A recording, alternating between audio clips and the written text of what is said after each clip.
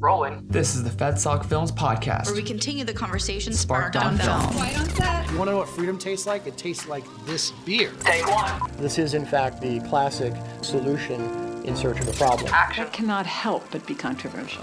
Cut. With expert discussion and analysis. With the greatest legal minds on the topic today. The FedSoc Films Podcast. It's a wrap. Welcome to the FedSoc Films Podcast. I'm Samantha Schroeder, Deputy Director of FedSoc Films. This episode is all about our film, The Philosophers Behind the Founders. What radical idea did John Locke propose in his Two Treatises of Government that inspired the founding of America? Today, we have two professors from the film, Paul Carrese and Michael Zuckert, to answer that question and more. We're locked, stocked, and ready to barrel forward. Welcome to the show, and thanks for being on with us. Thanks, Samantha. Good to see you again. Thank you, Samantha. I'll start by asking, who was John Locke, and why did the American founding fathers care about him? I'll try my hand at that one. John Locke was a British philosopher of mostly the 17th century. He died 1704, right into the beginning of the 18th century. He was a very wide-ranging philosopher in his interests, with works in the area of religion, politics, epistemology, and so on. Extremely influential and famous philosopher for his time. Most importantly, for the Americans, he was a political philosopher who developed a theory, among other things, of a right of revolution to which they appealed when they made the American Revolution. And as Michael mentioned, one of Locke's writings on the idea of religious toleration, about what the relationship should be between the state, the government, the politics on the one hand, and religious liberty of individuals on the other, was also very influential for the Constitution's ideas of no religious test for office, and then the First Amendment and Bill of Rights. So why was John Locke so influential at the time of the American Revolution? To understand that's a bit of a complicated question, and it has to do with the nature of the conflict that led to the American Revolution. On the one hand, the Americans had a notion that they were basically a self-governing society. That is, that they were to be governed largely by their own assemblies, by their own legislatures, together with the king. That is, they understood themselves to be connected with England through the king, but not through Parliament. That is, they denied the authority of Parliament. Whereas the British understood the relationship quite differently. The British understood that the colonies were subject to the authority of Parliament, as they put it in a law that they passed in 1765, that the colonies were subject in all cases whatsoever to the authority of Parliament. So these are quite different theories of authority. The Americans believing that that Parliament had no authority over them, and Parliament believing that it had authority in all cases whatsoever. Now, Locke turned out to be important because his theory of government persuaded the Americans that their preferred version of this Constitution, if you will, was the correct one. They understood Locke's philosophy to underwrite the notion of of legitimate authority to be the one that was the one that they preferred. In Locke's second treatise, in particular, of the Two Treatises of Government, the ideas of a social contract, that each individual has rights by nature, has rights by nature to life, liberty, property, means that people cannot be legitimately ruled unless they have consented to a form of government and then continually consent to those forms as legitimately protecting their rights. This is the social contract idea. So for the Americans, this was, and Locke is the kind of philosopher who writes in search of universal truths. So Locke, we'll talk about the contrast with Montesquieu. Locke emphasizes clear, very direct universal statements about what is legitimate and what is not legitimate. So the Americans take these ideas to say we can't be ruled, for example, on the crucial question of taxation. We can't be ruled by these representatives in Parliament for whom we never voted and we don't know. We accept the legitimacy of the king, but we have our own elected or selected representatives here. And that argument coming from Locke was practically politically useful in crisis. Yeah, and therefore made Locke very attractive to the Americans, partly because he supported their theory. Also, I should say one of the reasons why Locke had an attraction in America was just Locke had an attraction all over the world at this time. He was probably the leading philosopher of the time. That is, if you were to look around and say who are the important philosophers today, Locke's name would be at the top of the list, or at least very near the top of the list. One of the authors in a Cambridge companion to Locke said, John Locke is the most influential philosopher of modern times. Now, that, of course, is a debatable claim, but nonetheless, there's some evidence that Locke was indeed, at least in the 18th century, does indeed match that description. I would say, Paul, I would add one point to the general contrast between Locke and Montesquieu that we've talked about, and we'll talk about some more, that the Americans saw Locke's theory, and Locke saw his own theory as not just abstract, but as a theory that fit the experience of the peoples that they were talking to. So the British themselves he attempted self-consciously to develop a theory that was indeed connected to, if not identical, to what the British had been used to practicing. That is, that Parliament, at least under certain interpretations of the arrangements, that Parliament had indeed the authority to tax and legislate. And likewise, the Americans, they had been used to living under an arrangement where the British had largely left them alone to govern themselves and tax themselves as they claimed was their right. And it was only after the French and Indian War ended in 1763 that the British decided they needed to recoup some of the money they had spent in that war and wanted to tax the Americans. And so it was only at that point that the conflict between these two different theories of authority really came into play. But when the Americans appealed to Locke, they were appealing to a Locke who suited very much their own past history, their own past practices. It was one of the things about the American Revolution is that the Americans adopted Locke in this more wholehearted way than the British had done, and that was especially true by the later part of the 18th century, when the British had kind of drifted away from a more Lockean understanding to what degree they had it earlier. So partly the disagreement between the Americans and the British had to do with the role of Locke in the public political culture of those two countries. These striking claims in the second treatise about the rights of individuals as the sole legitimate basis of government, and then just talk for a moment about the later argument in the second treatise, in a way implicit in the early statements about rights and legitimate government, the later argument about a right of revolution per se. And this is very clearly influential on the opening paragraphs of the Declaration of Independence. So the American theory, or the Lockean theory, I should say, which the Americans take over and paraphrase in the Declaration of Independence, goes something like this. Human beings are by nature, that is originally are by nature not subject to political authority.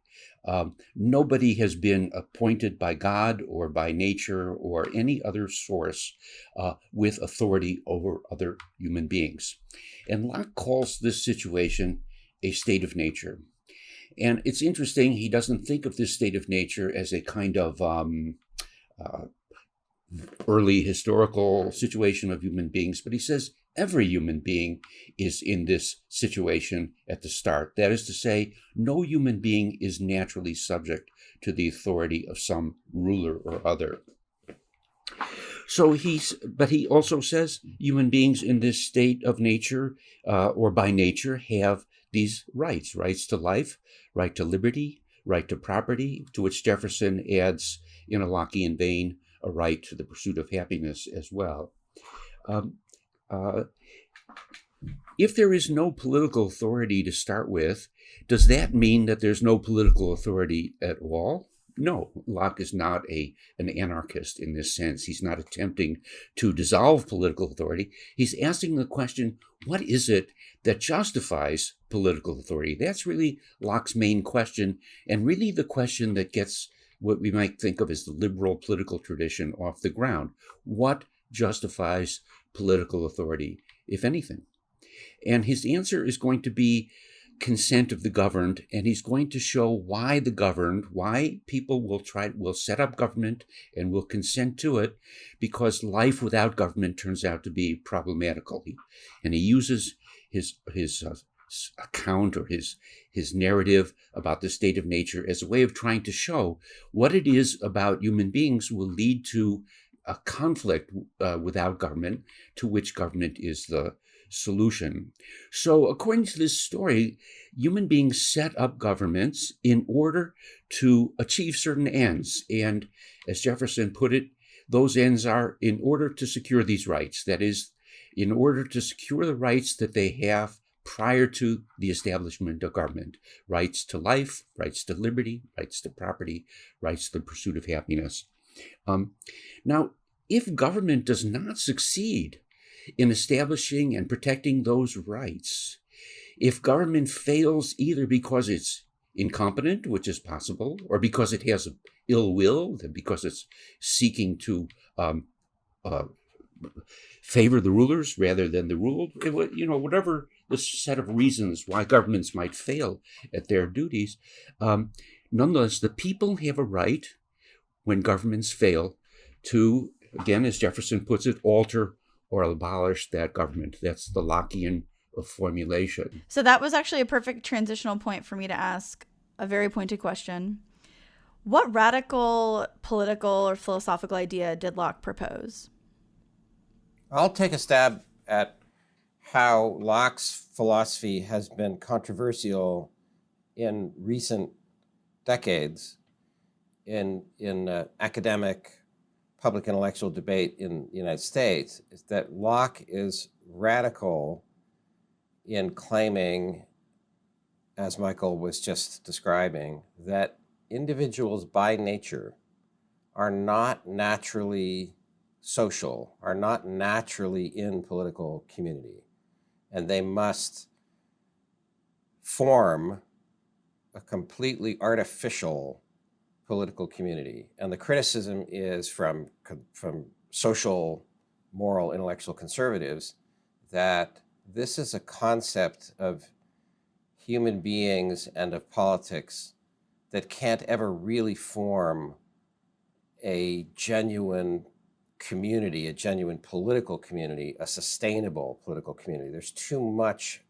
focus on the concept of the individual as an atom separate from other atoms, too much focus on the rights and interests and claims of the individual. And so you have a simulacra of a political community, you have laws and a government, but eventually the focus on individual rights, interest claims, is just so overbearing that you get social disintegration. It could work for time, but it has within itself the seeds, a Lockean conception has the seeds of its own self-disintegration.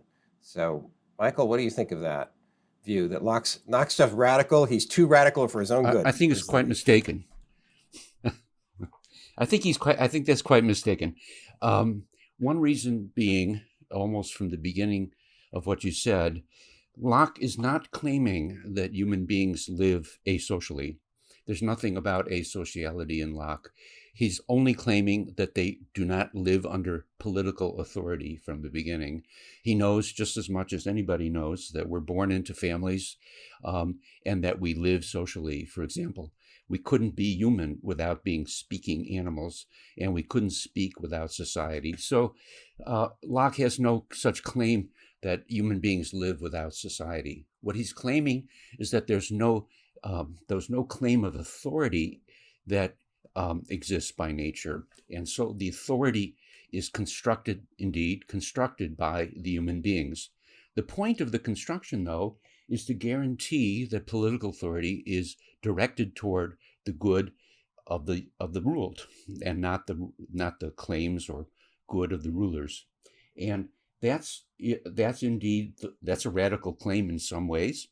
One of the somewhat radical claims that follows from that is that human beings shouldn't be subject to authorities in which they have no hand in the selection. So we should be all governed by legislatures which we have had a voice in selecting. And so we might say the democratic impetus of modern life is given a push by Locke in his philosophy. Maybe he's the founder of it. Likewise, this right of revolution, it's not as though there was no revolution accepted in previous thought, but Locke, I think, makes the most universal claim that there is such a right, that it does not depend upon any of the ruling class in order to be activated.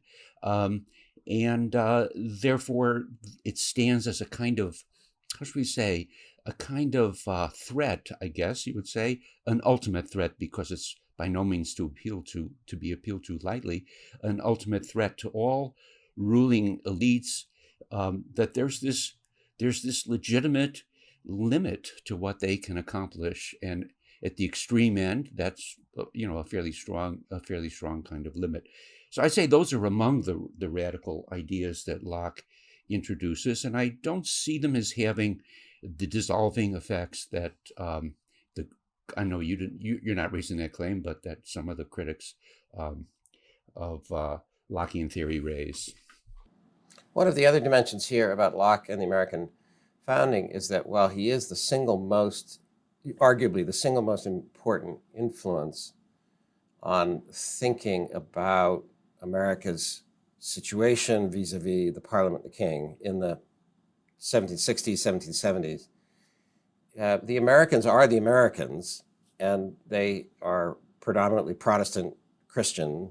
There are other ideas about legitimate politics, not quite Lockean, somewhat distinct. The Scottish Enlightenment view, Montesquieu has something of an influence about laws and constitutions. One person that, an important jurist, William Blackstone, is influenced by both Locke and Montesquieu. So the Americans are confronted with or have access to a rich range of thinking about what to do in this crisis. But by the early 1770s, conflict has broken out. There's blood spilled, and as they focus, Locke remains the single most important figure because he's clearly laid out these propositions from legitimate government to revolution. But even if one wanted to argue, well, Locke's philosophy is too individualistic, is too atomistic, it's also the case that even if that were so, the Americans are selecting the elements of Locke's philosophy, the arguments from Locke's philosophy that work for them as a package. So the Declaration of Independence is a somewhat complicated document if we read the whole thing, which most professors don't teach anymore, the whole thing, or most Americans don't read the whole thing. But the whole package in the Declaration of Independence, just to take the last phrase, in defense of this concept of legitimate government, of rights, of revolution, we mutually pledge our lives, our fortunes, our sacred honor. So there are elements beyond Locke's philosophy that the Americans think fit with Locke's philosophy to make the argument they want to make and to explain who they are to the world. Mm-hmm. Yeah, I absolutely agree with that, Paul. I think that's a good observation. And it's a good reply in a way to the critics of Locke that you were speaking of earlier. I don't think that's an accident. I think Locke's philosophy itself is open to that kind of, how should we say, accretion of other traditions. Among other things, Locke himself appeals in many important ways to Christian traditions. He appeals to the common law tradition. He appeals to English history. So there's a kind of openness in Locke to being used in the way that the Americans used him. But there's no question also that they brought their own history, their own materials to that Lockean philosophy, and created, I like to call it, the American amalgam. That is a political culture which has elements in it which are Lockean in important ways in the decisive political formulations, but in many other ways they add things to Locke. So to take one example, the Americans in the Declaration endorse a form of providentialism, let's say, that goes beyond. Locke does not really appeal to providentialism very much in his philosophy, but that the Americans add it is significant for the formulation of this American amalgam and for the formulation of American political culture, which even though these many years later lives on, at least in some form, with us today. So, yes, I'm very much in agreement with what you have to say there. One of the things that brings together the Federalist Society and the two of us, Michael, is the view that Americans now take for granted what Locke's philosophy and the American reception of Locke introduces into the definition of America, which is these views of individual liberty, that government exists to serve the governed, not to serve some inherent governing class, that we don't teach this very much anymore in universities, and therefore it doesn't come out in schools. And we live off of, and we enjoy a culture of liberty, but we're not understanding it and not doing everything we might do to exercise it and sustain it. Can we talk a bit about, more specifically, about Locke's influence on the Declaration of Independence?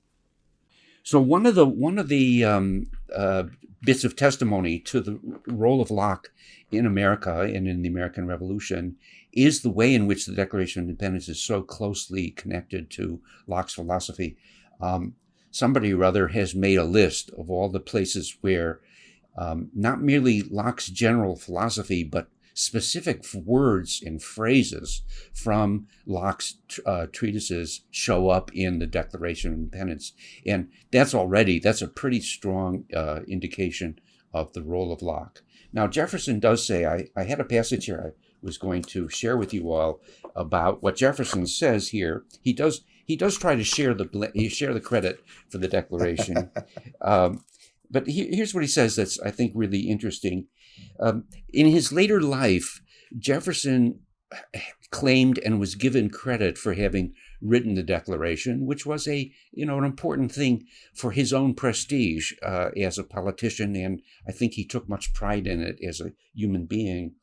And so he was accused, though, by envious others of having just copied the Declaration from Locke. That's one of the things that was charged against him. And in response to those charges, one of those charges, he wrote the following about the Declaration and his authorship. And this was in 1825, the year before he died. So very, very near his end. This, he says, was the object of the Declaration of Independence, not to find out new principles or new arguments never before thought of, not merely to say things which had never been said before, but to place before mankind the common sense of the subject in terms so plain and firm as to command their assent and to justify ourselves in the independent stand we are compelled to take, neither aiming at originality of principle or sentiment, nor yet copied from any particular and previous writing, It was intended to be an expression of the American mind, and to give to that expression the proper tone and spirit called for by the occasion. And I have to say, as an editorial comment, I think he succeeds beautifully at that. It's such a wonderful document, and it hits just the right tone. Yeah, Michael, you know that Locke is, or Jefferson is not my favorite founder, but it is extraordinary to think that Adams and the committee select Jefferson as the drafter, and he drafts it. The committee, Franklin, Adams, Livingston, they make a few changes to it. Very few. Then the Congress debates it, and there are the reports that, Jefferson's sort of squirming, sitting, there. Yeah. But they really don't make many changes, and none of them really structural, right? No.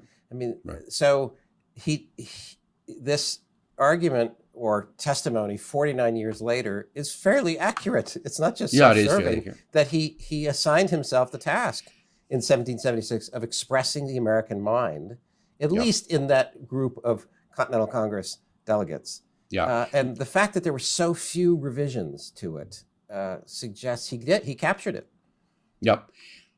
Let me finish this passage and then make another comment about about what you were saying, Paul. All his authority, Jefferson says, rests on the harmonizing sentiments of the day, whether expressed in conversation, in letters, printed essays, or in the elementary books of public right, as Aristotle, Cicero, Locke, Sidney, etc. That is, Jefferson wants to say there are others who he drew upon and who share some of these views. Nonetheless, I would say the dominant voice is Locke's voice, even if there are things from these others. And the idea that these are the harmonizing sentiments is very visible when we look at documents produced in other states, on other occasions by the Americans. The same basic Lockean story, a state of nature, a social contract, a set of natural rights, a right of revolution. These elements occur over and over again in language clearly echoing Lockean language. So if we were to say Locke's presence in the American Revolution is visible not merely in the Declaration of Independence, but in the American mind, I think we'd be safe in saying that. And even further, in the 1840s, the Seneca Falls Convention and the Seneca Falls Declaration, this coalition of abolitionists and women's rights advocates, women's suffrage, but generally women's rights advocates, they make this decision under Elizabeth Cady Stanton's influence to use the opening paragraphs of the Declaration of Independence, paraphrase them, adjust them somewhat to say, well, this is the argument for the abolition of slavery, and this is the argument for extending to women the equal citizenship that we are to which we are entitled by natural right. Yeah, absolutely. To say nothing of the influence of Locke elsewhere, the French Revolution produced the Declaration of the Rights of Man and Citizen, which also has great Lockean content. The Vietnamese, when they declared independence, they paraphrased the Declaration of Independence. So this is a document that not merely affected the American mind, but other mind, Vietnamese mind as well. Was John Locke the first political thinker to propose the right to revolution as a natural right? He's the first to have presented it as universal terms and not to have involved, how should we say, there were many theories of resistance, there were some theories of no rightful resistance, whatever, that was very common.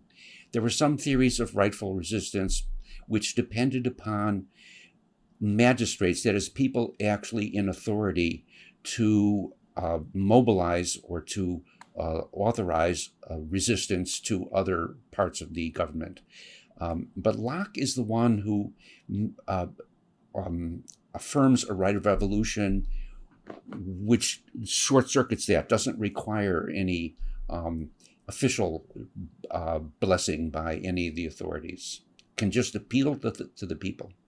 One of the interesting issues about the phrase in the Declaration, or series of sentences that's most obviously indebted to Locke, is this phrasing Jefferson uses, we hold these truths to be self-evident, that all men are created equal, endowed by the Creator with these inalienable rights.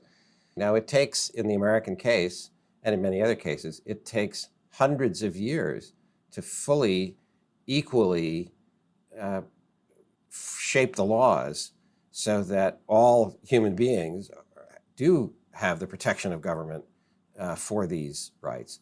And Lincoln is wonderfully eloquent about this in the 1840s and the 1850s. These phrases are not false because we still have slavery or we haven't extended the right of voting or equal citizenship to women. But the crucial point, I think, is that the hold part doesn't mean we're just sort of making it up now. And this is what we believe. It's the authority to which you're appealing is the view that, I'm a human being, you're a human being. How could we deny we're human beings? And all human beings have these rights inherent. So that's the Lockean insight. And this is why Lincoln just persistently keeps going back to the phrases in the Declaration that are the Lockean phrases to say, are you blind? These are human beings. We've got to figure out how to more fully extend and painfully reform and adapt our political community. And it's not because we hold, in some sense, we're making it up on the spot. It's that we have to live up to these principles which are inherent in every human being, and therefore our whole political community is obliged to hold up to these. Is America the first country to enact the radical idea of John Locke's right to revolution? Yes. Yes. Just a straight yes. I don't know if you've covered all of his ideas, but can you touch on which of Locke's ideas made it into the American founding documents? The main, almost everything that was central to Lockean political thought made it into American founding documents. Well, there were some elements that Locke emphasized. So, for example, a very important part of Locke's thinking is his discussions of property. Now, the Americans, I think, for the most part, accepted his doctrine of property, but they don't make a big deal of it in their documents because the revolutionary the conflict that they had with Britain didn't necessarily require that they do that. Although I'd say their acceptance of the Lockean doctrine had something to do with their firmness in their view that the British did not have the right to tax them. Because of Locke developed his argument like this. Because we have a right to property, a natural right to property, the government does not have a right to just take it from us. If somebody has a right to take something from you, it's not your property. To have property is to have a right not to have somebody take something from you, but to have it, to possess it. So taxation, as Locke understands it, is not a taking by the government, but is a giving by the people, by the owners to the government in return for the services that government supplies to them. That is, supplies them protection in their life and their liberty and all of those things. And so, therefore, taxation can only be done by an assembly in which the property owners are represented. And so the Americans, in accepting the Lockean theory of property, were confirmed in their idea that the British Parliament, in which they were not represented, could not possibly be the body that had the legitimate authority to tax them.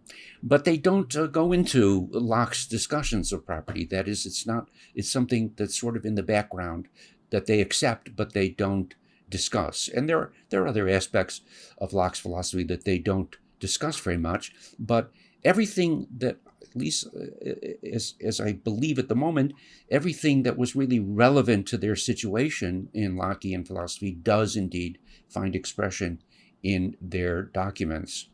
And I would say, all the main lines of argument from the second treatise and the main point of the letter on toleration are present from the Declaration to the 1787 Constitution to the Bill of Rights.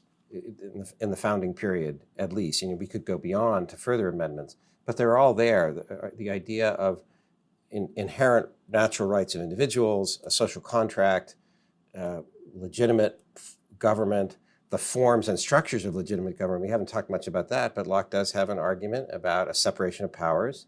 There's a legislative power directly expressing the consent of the governed, and then an executive and complicated relations between those two powers, and then on to a right of revolution. All of that's there from the Declaration to the 1787 Constitution. And then the letter concerning toleration would be an important, crucial influence on part of the Constitution and then on the Bill of Rights. So I would say our conversation here, the Federalist Society and Michael and myself, is talking about Locke and Montesquieu. And while Montesquieu does come to the fore in the 1780s, when the question arises whether the Articles of Confederation, the first Constitution, is working out so well as doing what we Americans want it to do, Montesquieu does come to the fore. Blackstone comes to the fore, but it's not an either-or choice here. It's not as if the Americans read their reliance on Montesquieu and Montesquieu supporting the 1787 Constitution, or the Anti-Federalists citing Montesquieu to say, oh no, this 1787 Constitution is not right in this point or that. It's not for the Americans a choice. We're now turning away from Locke. It's that they, as Michael has already noted, the Americans are amalgamators. Jefferson notes this, there's more than one authority to which they cite. Locke is central in the 1770s, the argument for independence and revolution, but he isn't canceled by the fact that there are elements of Montesquieu's political philosophy, of Blackstone's commentaries on the laws of England, that are more useful in the particular circumstances and for the particular problems and arguments of the 1780s, because Locke influences Montesquieu, and Locke even more so influences Blackstone. What would you say is the enduring influence of John Locke? I think our commitment to democracy is an enduring influence of Locke. I think our commitment to the idea of rights is an enduring influence of Locke. I think our idea, at least in America, of the legitimacy and desirability of a separation of powers in political structure is an enduring influence of Locke, although others, Montesquieu, especially important as an additional influence on that. I think our ideas of religious toleration, of the hands-off relationship between government and religion is an enduring influence of Locke. I think capitalism is part of the enduring influence of Locke. What more? There may be some other things, but those seem among the biggies.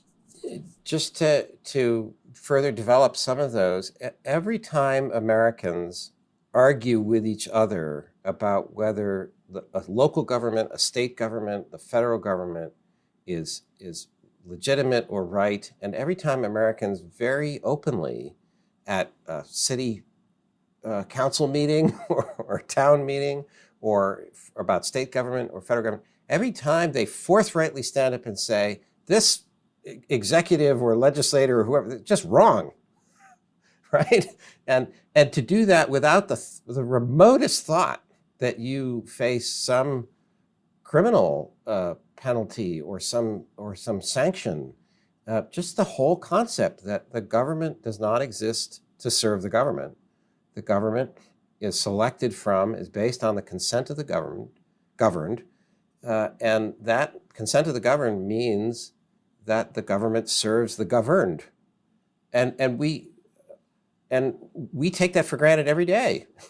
We have this, in this large sense, this right to do this, and the clarity and strength of Locke's formulation of these principles carries on hundreds of years later, even though we don't every day attach Locke's name to it. Mm-hmm. And one additional point that we haven't mentioned, but I think is really important. the American commitment to the rule of law, I think, owes a good deal to Locke. And also to Montesquieu. I think he's another very important force in that. And indeed, I would say among the most lasting and most important Lockean heritages would be a commitment to the rule of law. Many other things can change in political society, in political structure, in political aims, but the rule of law should remain with us forever. There's an interesting paradox about the second treatises in this way. So I'm glad you brought that up, Michael, that the focus legitimately on a right of revolution, which is an extraordinary innovation on his part, could make it seem that he's not an advocate of the rule of law or constitutionalism. I think Locke's point is that a certain testiness in the people, right, that a vigilance in the people about their rights, and to constantly be assessing, is the government in fact living up to this social contract? Is the government in fact securing and protecting our rights, or is the government in some way become self-serving? That kind of testiness and the constant threat of a right of revolution is meant to make the social contract and the government function in a healthier way, in a better way. It's not an anti-law, anti-rule of law principle. It's meant to be obviously the last resort safety valve, but also a constant measure of vigilance and the vigor and health of the political community under the rule of law. That's a wrap. Thank you, Professor Carrese and Professor Zuckert, for joining me today. To continue the conversation on Locke and Montesquieu, subscribe to our new show, the FedSoc Films Podcast, wherever you listen. You can check out our film, The Philosophers Behind the Founders, on YouTube, Facebook, or on our website, fedsoc.org. That's FEDSOC.org. Thanks for listening. As always, the Federalist Society does not take any positions on the issues discussed. That's a wrap. This has been a FedSoc audio production.